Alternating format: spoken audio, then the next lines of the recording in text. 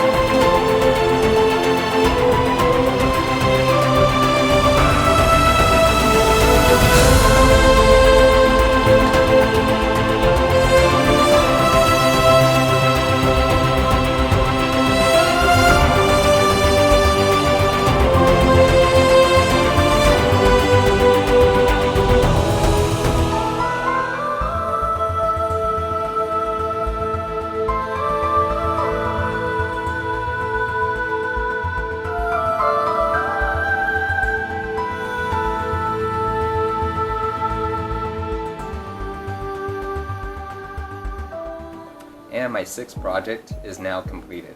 A few years ago, I would have never attempted to paint a snow leopard, and now that I pushed myself out of my comfort zone, I'm really glad I did. So that's just a lesson to all of us, just push past your fears and you'd be surprised at what you could achieve.